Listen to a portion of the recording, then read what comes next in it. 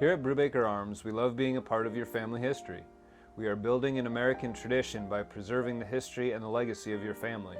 We are an all-inclusive gunsmithing, gunmaking shop, but we specialize in restoration of firearms with emotional value and high-end custom builds that are intended to be passed on to the coming generations. This is the story of a little girl and her Swiss Vetterli.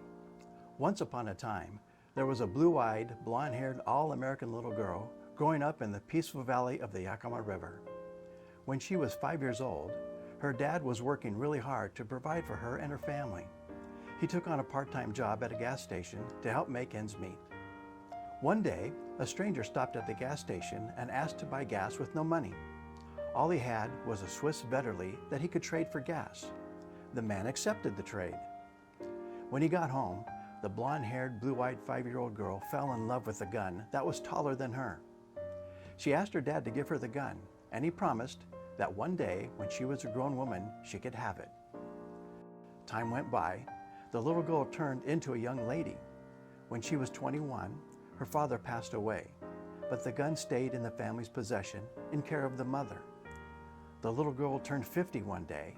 Her mother remembered that the firearm was still not in her daughter's name, so she finally turned over the papers and made the ownership of the firearm official. Now, the little girl is a fulfilled woman in her prime 60s. Her doting husband thought it would be a lovely gesture to have it restored for her. The rifle restoration took 2.5 years and a tremendous amount of effort. But finally, today, February 14th of 2023, on Valentine's Day, the little girl who inherited the Vetterli will once again experience the joy of falling in love with it. The firearm will now be proudly displayed on the wall of their home in honor of the father who passed on a tremendous legacy of love and support to his daughter. He will be remembered as a trustworthy man who raised a great family.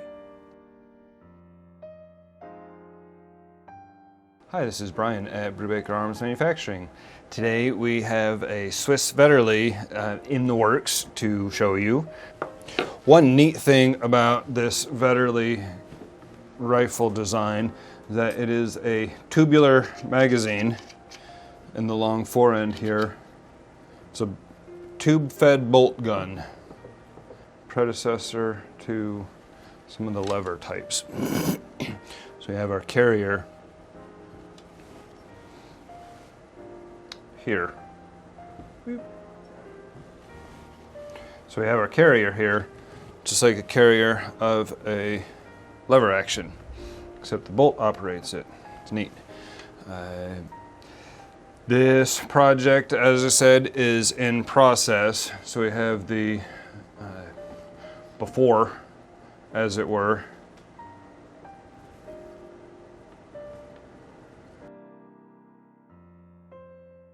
We have here the barreled action is still in the condition that it was brought to us, so you can see that it is pretty heavily corroded. There's a good bit of pitting all over the barrel and the receiver.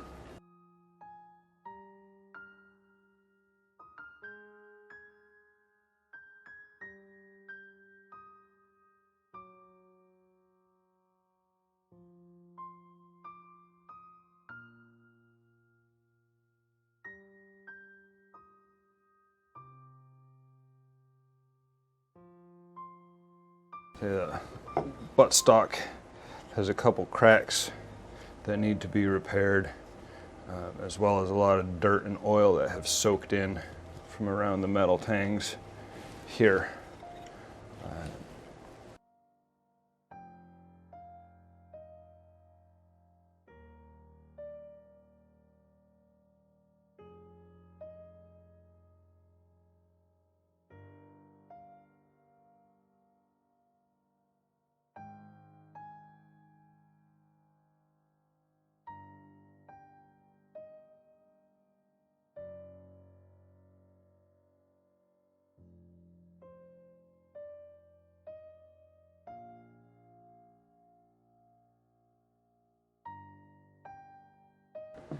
And then as we polish these guys, these have been wire wheeled to remove the surface rust and the dirt from it, and it allows you to see all the pitting that then needs to get polished out. So this guy's been worked on some.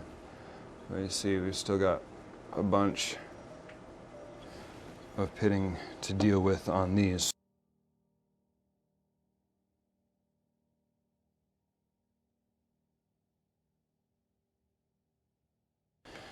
And we're getting finished up here. I believe these have been polished to 240. So we're getting close to the finished end result of polishing here with these guys.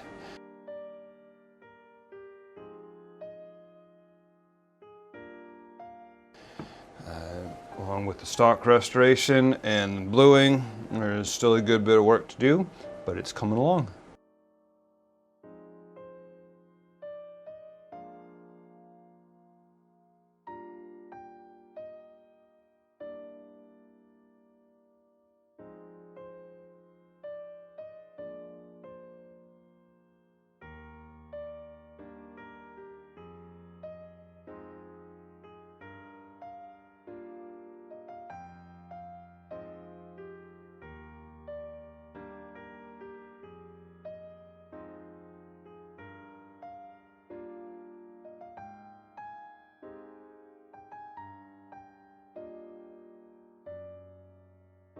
Hi, this is Brian at Brubaker Arms Manufacturing. Today we have our finished Swiss Vetterli project. This gun had coat hangers shoved down the barrel by the owner's father because the owner was still very young at this point, in hopes that she would not attempt to shoot the gun in that condition. We have removed the coat hangers and restored the gun. And here it is. There were several cracks on the buttstock. You can see maybe we still have a little divot missing out of that side. And along here you can see second crack repair. There were a number of parts that were hardened for one reason or another. The trigger bow and the trigger and the cap of the bolt were all hardened, which they don't really need to be. So we annealed them before polishing. Those were, you could barely make a dent with a diamond file on those. The rest of it was extremely pitted, so much so that we started out with a grinder. I have never started with a grinder before, but we can even get to this end result. So the butt here, butt plate has been polished out, all the pits removed and everything before it was re-blued. If you look closely here, you can see this one little spot that's kind of a different color from the rest of the wood. There were a number of actually rotted patches underneath the butt plate that I had to dig out all that goo in order to bed the butt plate back in place and prevent any more deterioration of the stock. It's just epoxy and sanding dust from the stock mixed to a thick paste and filled in there. The sanding dust from the same piece of wood keeps the color pretty darn close, and putting the sanding dust in there allows it to take whatever kind of stain you might end up having to put on.